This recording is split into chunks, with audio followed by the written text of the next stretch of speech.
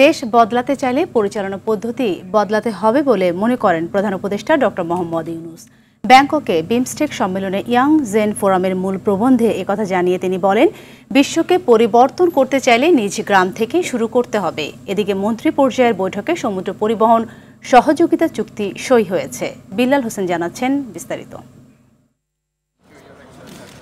থাইল্যান্ডের রাজধানী ব্যাংককে শুরু হয়েছে দক্ষিণ এশিয়ার শীর্ষ নেতাদের অংশগ্রহণে ষষ্ঠ বিমস্টেক সম্মেলন। এতে বাণিজ্য, বিনিয়োগ, পরিবেশ ও জলবায়ু, কৃষি ও খাদ্য নিরাপত্তা এবং জনগণের মধ্যে সংযোগ সহ 7টি বিষয়ে বিশেষ গুরুত্ব দেওয়া হচ্ছে। বিমস্টেকের ইয়াং জেন ফোরামের মূল প্রবন্ধ পাঠ করেন প্রধান উপদেষ্টা ডক্টর মোহাম্মদ ইউনূস। তরুণদের প্রতি 3-0 পৃথিবী গড়ার আহ্বান জানান তিনি। নতুন সভ্যতা গড়তে চাকরির পেছনে না ঘুরে তরুণদের উদ্যোক্তা হতে হবে। তরুণরা চ্যালেঞ্জ নিতে পছন্দ করে। বিশ্বকে পরিবর্তন করতে হলে আগে নিজের গ্রাম থেকে পরিবর্তন শুরু করো।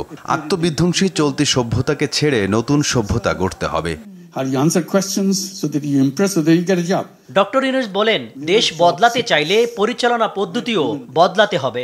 Bangladesh is also part of the area which is prone to earthquake. ভূমিকম্পে মিয়ানমার এবং থাইল্যান্ডে প্রাণহানির ঘটনায় শোক প্রকাশ করছি। প্রকৃতিকে বোঝার চেষ্টা এবং মানুষকে রক্ষায় আমাদের এখনো অনেক পথ পাড়ি দেওয়া বাকি। দেশ বদলাতে চাইলে পরিচালনা পদ্ধতি বদলাতে হবে। একই নিয়ম সবসময় চলে না।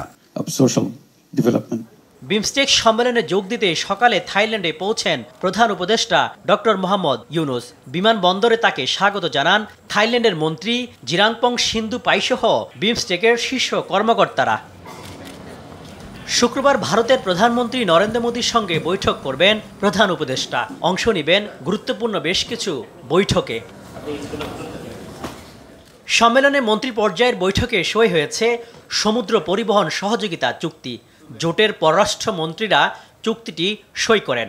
বঙ্গোপসাগরীয় 7 দেশের মধ্যে সামুদ্রিক পরিবহন সহায়তার লক্ষ্যে এই চুক্তি হয়। বিল্লাল হোসেন, RTV, ঢাকা।